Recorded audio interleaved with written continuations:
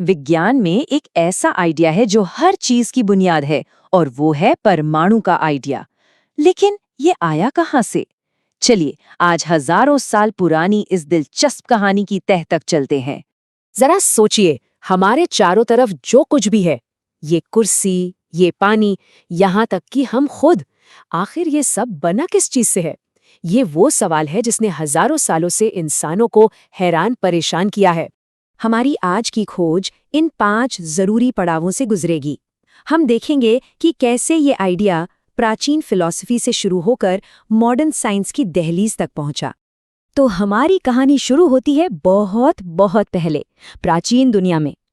उस जमाने के फिलोसोफर्स के पास कोई लैब या फैंसी उपकरण तो नहीं थे, लेकिन उनके पास थे बड़े बड़े सवाल।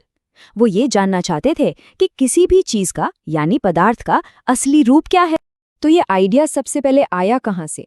आपको जानकर शायद हैरानी होगी कि इसके सबसे पुराने निशान हमें भारत में मिलते हैं।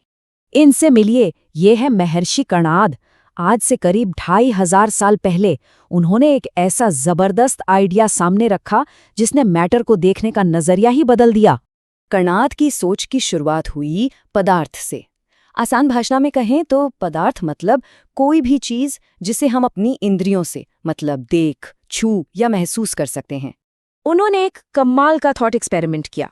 सोचिए कि हम किसी भी पदार्थ को लेते हैं और उसे तोड़ना शुरू करते हैं, और तोड़ते जाते हैं, तो क्या होगा? उन्होंने कहा कि आखिर में एक ऐसा पॉइंट आएगा जब हमें वो सबसे छोटा कण मिलेगा जिससे और आगे नहीं तोड़ा जा सकेगा। और इसी सबसे छोटे, सबसे आखिरी कण को, जिसे और तोड़ा नहीं जा सकता, उन्होंने नाम दिया परमाणु। परम यानी अंतिम और अणु यानी कण। यही था वो अंतिम कण। कणाद के बाद एक और दार्शनिक आए, पकुधा कात्यायन। उन्होंने इस आइडिया को और आगे बढ़ाया। उन्होंने कहा कि ये परमाणु अकेले नहीं घूमते, बल्कि आपस में जुड़कर अलग अलग तरह के पदार्थ बनाते हैं जो हमें अपने चारों ओर दिखाई देते हैं। अब चलिए दुनिया के दूसरे कोने की सैर करते हैं, प्राचीन ग्रीस में, क्योंकि लगभग उसी समय वहां भी कुछ ऐसा ही सोचा जा रहा था। यहाँ हमारी मुलाकात होती है डेमोक्रिटस और उनके गुरु ल्यूसिपस से। और जानते हैं, वो भी पदार्थ के बारे में ठीक वही सवाल पूछ रहे थे। और कमाल की बात देखिए, 2 बिल्कुल अलग अलग सभ्यताएं जिनके बीच कोई कांटेक्ट नहीं था, वो एक ही नतीजे पर पहुंची। दोनों का मानना था कि पदार्थ को तोड़ने की एक लिमिट है।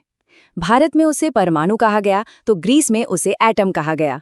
ये पैरेलल थिंकिंग का एक बेहतरीन उदाहरण है। डेमोक्रिटस ने इन कणों को एटम नाम दिया, जो ग्रीक शब्द एटमोस से आया है, और इसका मतलब भी वही है, जिसे काटा ना जा सके, यानी अविभाज्य। तो मतलब परमाणु और एटम दोनों का जो मूल विचार था वो बिल्कुल एक था, एक ऐसा कण जिसे और तोड़ा नहीं जा सकता।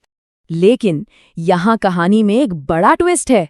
किसी आइडिया के बारे में सोचना एक बात है, और उसे वैज्ञानिक तौर पर साबित करना वो बिल्कुल दूसरी बात है।